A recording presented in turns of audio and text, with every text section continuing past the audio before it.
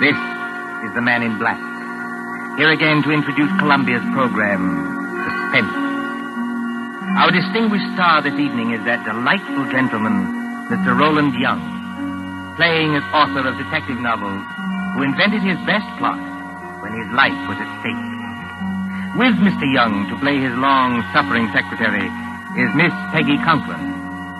A story by John Dixon Carr in a somewhat lighter mood than is our habit, and called The Customers Like Murder, is tonight's tale of suspense. If you've been with us on these Tuesday nights, you will know that suspense is compounded of mystery and suspicion and dangerous adventure.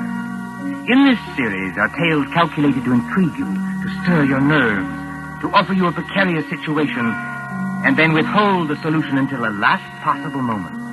And so with The Customers Like Murder and the performance of Roland Young, we again hope to keep you in suspense. On a hot summer night in a village on the east coast of England, a famous writer of detective stories is dictating to his secretary.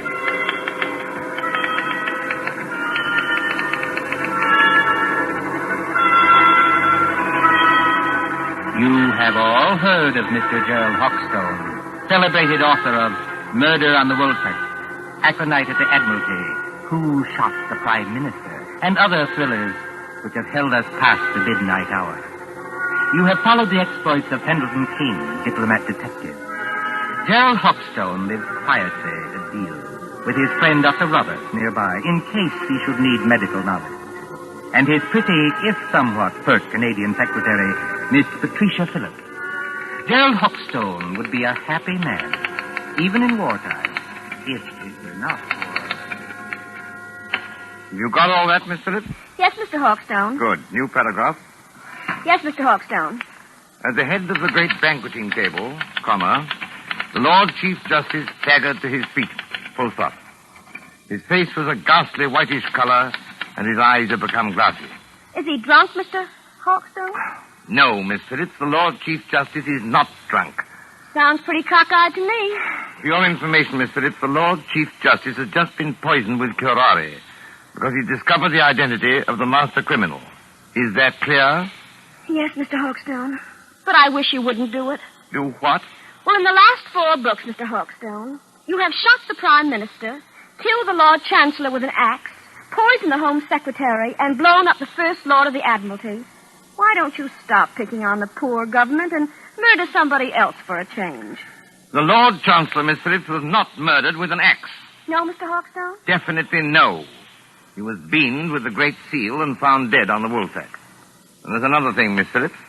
Whether you talk like this because of a dense vacuum in what we will charitably call your mind... Really, Mr. Hawkstone? Or whether you are really making out what you might define as hot cracks, I don't know. But I don't want any more of it, do you hear? Just as you please, Mr. Hawkstone. Oh, Lord, where was I? His face was a ghastly whitish color, and his eyes had become glassy. Sounds like me. All right.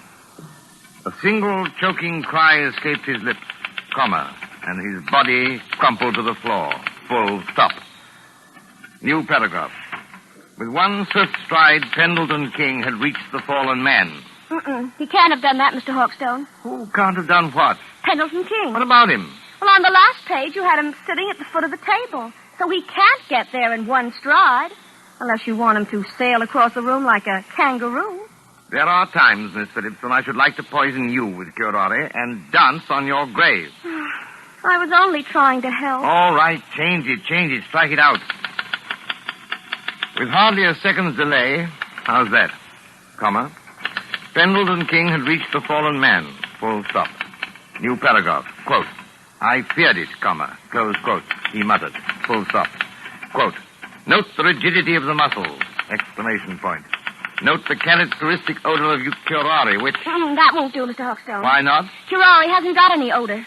Now there, Miss Phillips, you've really gone too far. But I can't help that. It's true. If you will permit the small vanity, I am noted for the correctness of my medical knowledge. Who is murdering the Lord Chief Justice, you or I? You are. But you might murder him properly. Curare hasn't got any odor. I say it has. And I say it hasn't. Listen, Miss Phillips. I propose to settle this rather childish dispute by going next door and asking Dr. Roberts. Will that convince you? Ferrari hasn't got any odor. Anyway, the Lord Chief Justice wouldn't be mixed up in any such silliness as this. Silliness, eh? Yes, I said silliness. Read your evening paper. The Lord Chief Justice is sentencing some American gangster who got involved in a robbery over here. That's the sort of thing he really does. You're very fond of these gangster reports, aren't you? Yes, I am, because they're real. Real?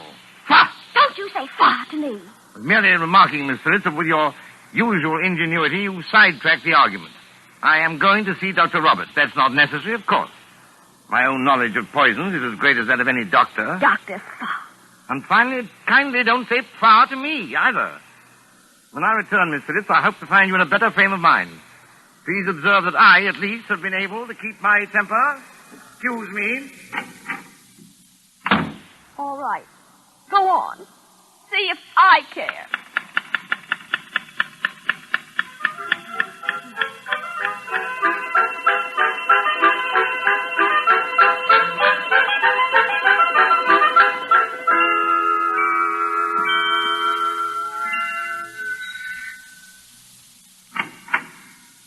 Oh, excuse me, but... Good evening, Mr. Hawkstone.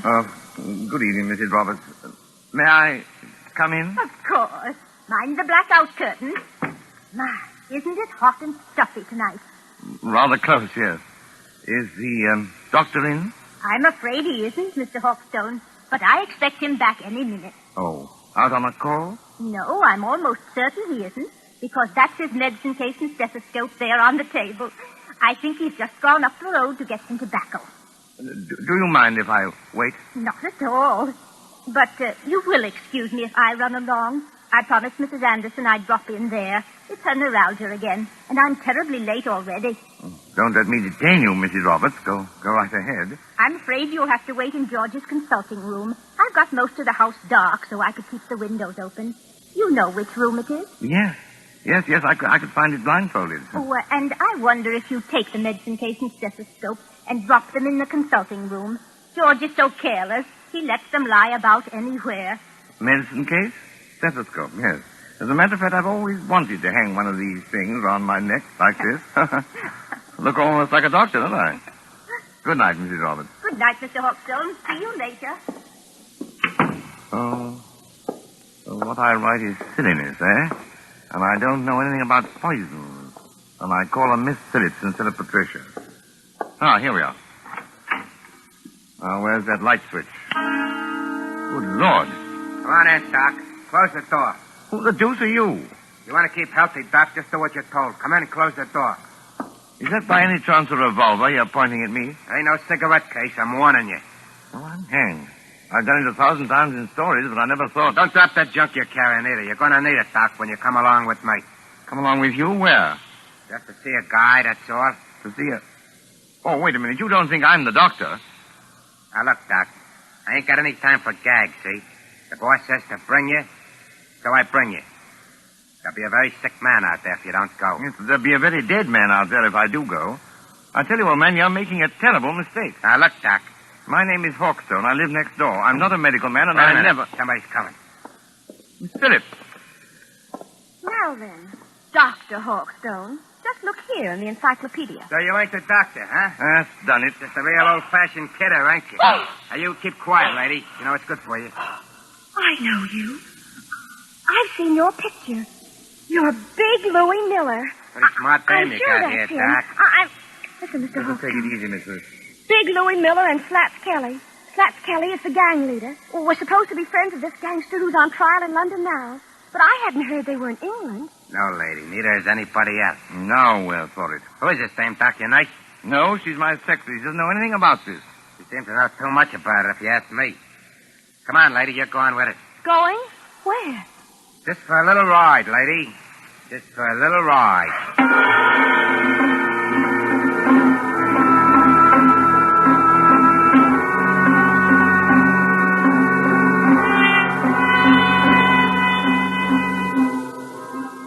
Far out from the village, in flat and miry swampland where pools of stagnant water gleam under the moon, stands the old Rutherford house. It is a desolate place, on the track of Field Marshal Goering's bombers when they crossed the coastline. But there are no searchlights here, and no guns. Only the heat on the glimmering marshes and the decaying, weather-boarded house as a motor car approaches. Drive straight ahead, Doc. Right around to the back of the house. Remember, I still got this rod against the back of your neck. As a matter of fact, Louis, I'm rather enjoying this. All except the murder. What murder? We ain't gonna bump anybody off. Maybe not you, old boy, but I am. Just wait till I get at your patient. I don't see how you can joke about this. I'm not joking, Miss Phillips. If Louis won't tell us what's wrong with the patient. Whenever you mind the patient, Doc, you just drive around here. Here, whoa. So. Right here. Oh. So this is the enchanted castle, eh? Climb out of here. Walk ahead of me over to that house. Come on, Miss Phillips. That's right, lady. You too. Come on. Hey, hold on, Doc. Grab a can of this cleaning fluid here. You can help me carry it in. Cleaning fluid? Yeah, there's 2 cans of it. If I can carry one, then I need my other hand for this rod. Come on. We ain't got all night. Get it out of the back seat. Professionally, this is a little out of my line of duty.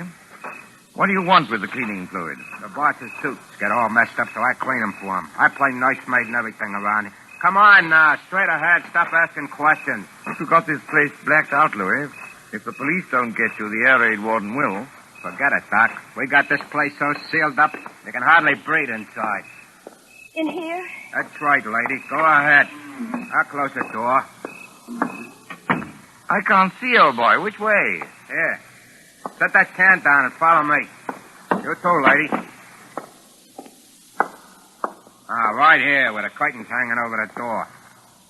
Now, I want you to meet the boss. So I open the curtain like this. Howdy, Doc. Come right in. Glad to see you. I've been expecting you. Glad to see you, old man. I imagine you're the celebrated Mr. Kelly. That's me, Doc. Flats, Kelly, to you. Glad to see you taking this nice and friendly.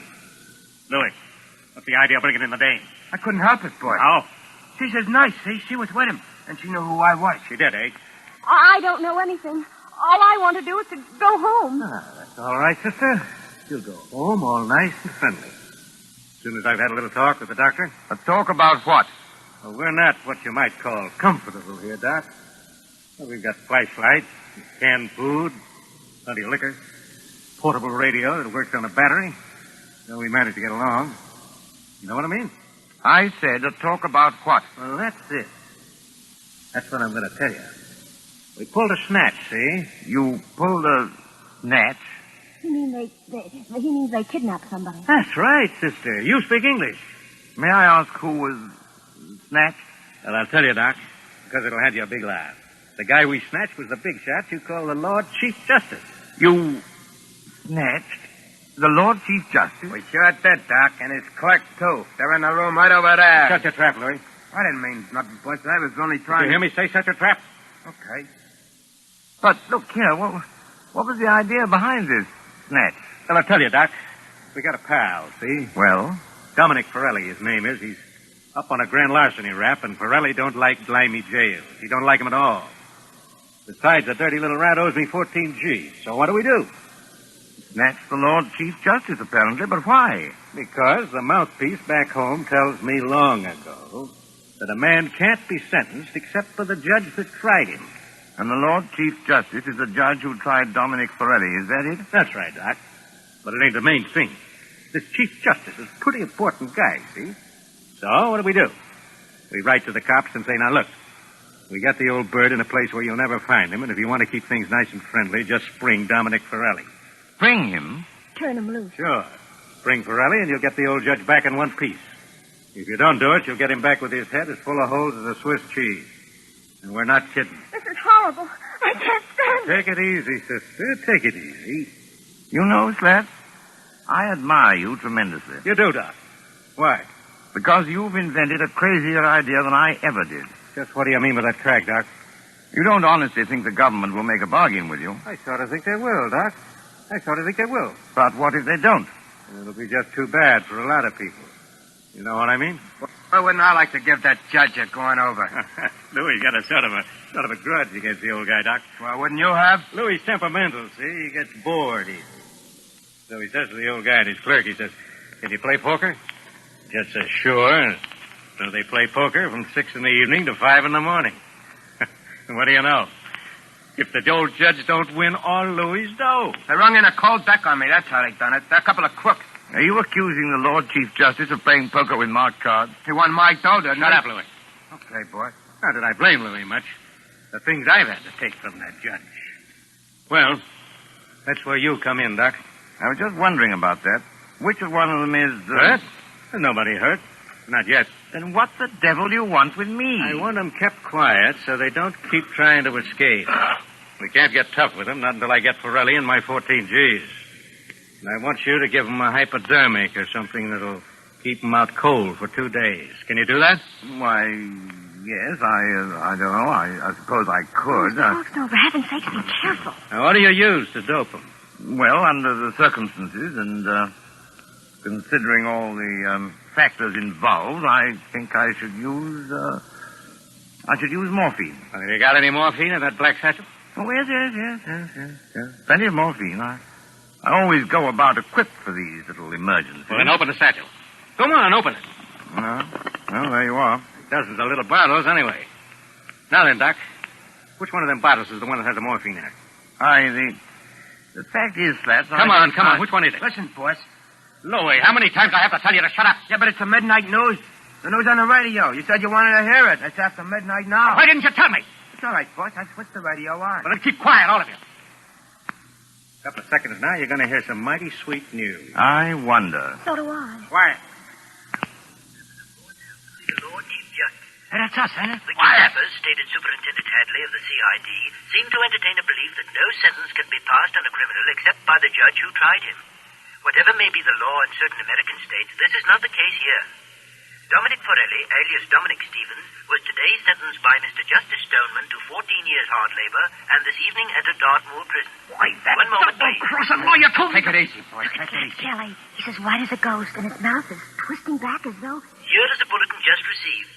Scotland Yard flying squad cars, assisted by the constabulary of a county which for obvious reasons cannot be named, are closing in on the two kidnappers believed to be men already wanted in the United States for murder. That's us, Will anyone who has any further information about these men, whose descriptions follow, communicate with New Scotland Yard, telephone number Whitehall 1212... Wait till I get my hands on it. That's all right, boss. Everything's all right now. I turned it off. Can't do more than turn it off, Louis. I'll fix that thing. Hey, what are you going to do, boss? Hey, don't bust the radio. Hey. Oh, you hadn't ought to bust the radio, boss. Now we can't get any news. We've had our news lately. Come on, put that light out. I want to look out the window. Oh, they're closing in. Tricia, you see, I can call you that. Why couldn't you have called me that weeks ago? Oh, well, putting that aside, I started it as half a joke. But I'm not joking now. I intend to get that rat-faced Slats if it's the last thing I ever do. It probably will be. But how are you going to? First, Pendleton King, my dear. He's got out of worse scrapes than this. 14,000 bucks gone. And the cops on our tail while we stand here yapping. You heard what that radio said, Louis. Yeah, I heard it all right. Look, boss, we better lamb out of here while Sure it's we time. will, Louis. Before we go, we settle things with the old guy in the other room. You can't get away with it, Louis. This is England. They'll hang you. So what? We got a murder rap for facing the States, ain't we? And I just as soon hang as fry. What about you, Louis? You said it, boss. Let me take this rat of mine, stick it against the back of the old guy's neck, and... No. No rhyme. That's too easy. Easy? Sure. One slug and it's all over. This guy rates special treatment. And that's where the doctor comes in. You know anything about poisons, Doc? I know a good deal about poisons. The customers like murder. What's that? Oh, nothing. That's a slogan in my profession. Look, Louis, do you remember the time Johnny Presco was running the old 3rd Avenue Social Club? Yeah? And Mike Delaney talks out of turn? And they feed him some white stuff called strychnine? Oh, yeah. And sit around and light cigarettes and watch him die. It took 4 hours, Doc, and you could hear the rats screaming as far as 81st Street. Now, wait a minute, Slats. You I can't... can't, huh? We'll see.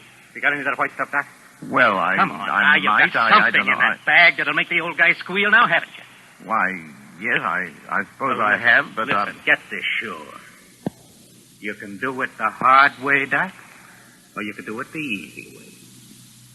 Louis gets to work on you. Maybe you'd be smarter to hand the stuff over right now. What do you say? Listen, boy. Listen. What's the matter, Slats? Troubled by the heat? It is hot in here with all the windows sealed up. That sounds like planes. It is planes. British planes going over to put the heat on Germany? No such luck, old boy. German planes coming to bomb us. About a dozen Heinkels, flying 20,000 feet up. Mm-hmm. Very keen ear, Miss Phillips. I'd say not over 15. That's the first wave, Slat. There'll be another wave in a minute or two. But you needn't be alarmed. They're going somewhere else. They only... Duck, Louis, duck! The way I heard you forced them under the table already. Only a little visiting card, Slat, and fully a quarter of a mile away. Put out that light, Why Louis, and bother? pull that curtain back off the window. Yeah, but what's it? See what you can see. Okay. Do as I tell you, All right. Big Luck. All right. Hey, can't see a thing. The sky's as black as pitch. Oh, look over there. Well, what is it? It's a light, boy. Funny kind of a white light. Up there over the trees. It's not very steady. It starts and then dims, and then it starts and dims. Only a basket of incendiary bombs, Louis. Incendiaries, eh? What is it, Jerry? You got an idea? Louis, this is just what we've been waiting for. Those Scotland Yard cars are going to get held up until we can settle things with those guys in the other room. Come along with me. Why don't you two lugs get smart? Jerry. What's that? You don't want to have your neck cracked on a rope, do you? Or burn in the electric chair back home? What are you getting at? Why not take advice from somebody who's been killing people in a professional way for 15 years? I'm not in the mood for gags, Doc, but keep on talking. This Lord Chief Justice and his clerk, what do they look like? Well, the judge is a little guy with a bald head like me. And the other one is a big guy with a punch-drunk pan like Louis. Why? I thought so. I've seen their photographs.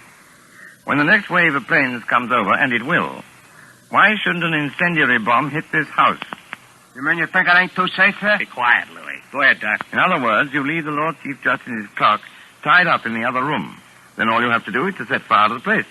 Justice cheated, Medlington gangsters die and blaze. Jerry Hawkstone, have you gone crazy? They may catch you eventually, yes. But it'll give you a few days' start. Hey, maybe you got something there, Doc. And it's got to look good. This house must go up like a piece of paper in a furnace, past any possibility of being put out. Yeah, and that's the catch. Why so? Well, this house is in the middle of a swamp, see? It's as damp as your own climate. You couldn't make it burn with a blowtorch. Oh, yes, you could. Aren't you forgetting the cleaning fluid? Cleaning fluid? In that other room, you've got 2 gallons of cleaning fluid. That's benzene, a derivative of petrol. Soak every inch of the floor of that room with it, every inch of it, mind, and the place will go up like tinder. Well, it's worth a try, Louis. Turn on your flashlight. Okay, boss. And, what about you two, Doc? Afterwards? We're accessories, aren't we? Are we likely to talk? Better put a couple of slugs in them, boss, and drop them on the road. What's 1 or 2 more bumps in a spot like this? Maybe you're right at that. Well, anyway, Doc, thanks for a swell idea. You heard what the doc said, Louis. Get going with that cleaning stuff. Both of you had better do it, I'm warning you. Oh, why? Hear that? Because there isn't much time. Here they come. You can't have a fire start after the last wave of planes has gone over. Well, maybe you got something there, too. But I'll just take a little precaution first. What are you going to do? These are handcuffs, sister. 2 of the neatest pair of cuffs we ever swiped off a dumb cop. Oh, well, just lock your arms around the back of the chair, like this. And the doc's arms around the back of his chair, like this. And we'll get going. Come on, Louis, through the curtain. Okay, I'm coming, boss. Bye-bye, Mr. Hawkstone. And your lady friend. Be seeing you in the funny papers. Or in the morgue.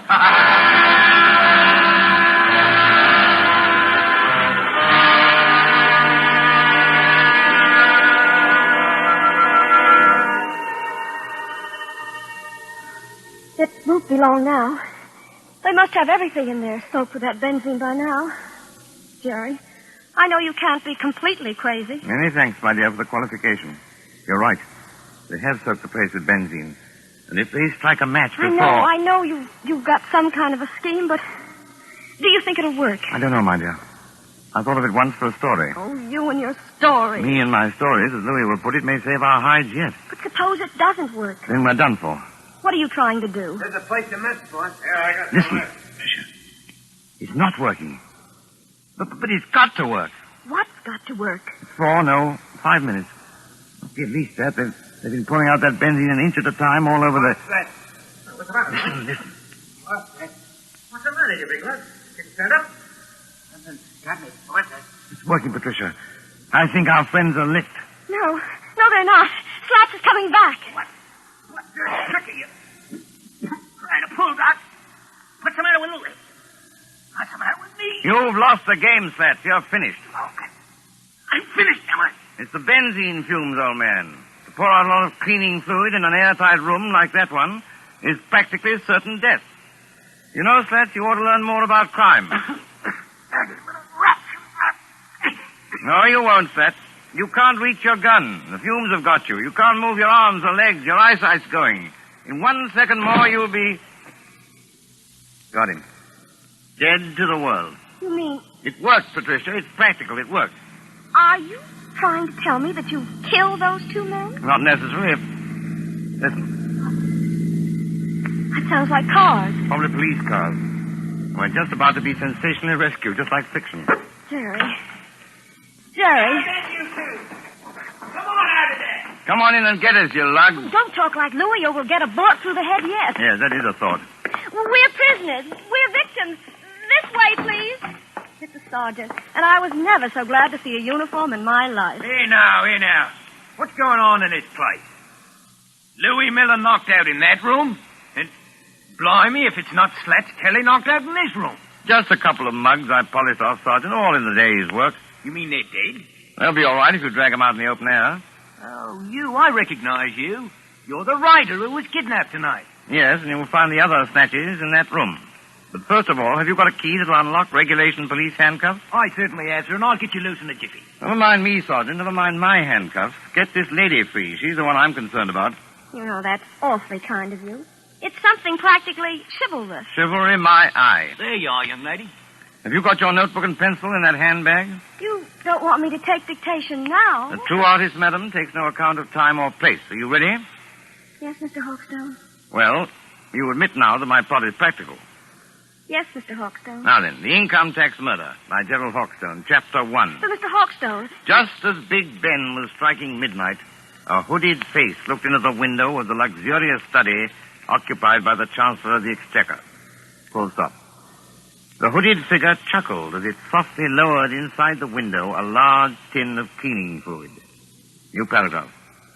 The Chancellor himself was hard at work devising a new scale of income tax. But, Mr. Hawkstone, that's a completely different story. I thought you were going to murder the Lord Chief Justice. Haven't you any professional taste? How can I murder the Lord Chief Justice when I just saved his life?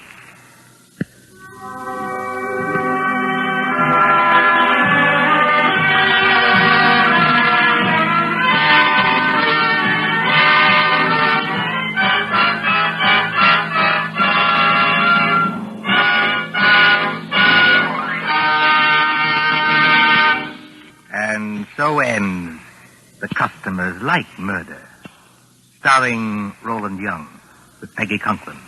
Tonight's tale of suspense. This is your narrator, the man in black, who conveys to you Columbia's invitation to spend this half hour in suspense with us again next Tuesday, same time, when our story will be The Dead Sleep Lightly.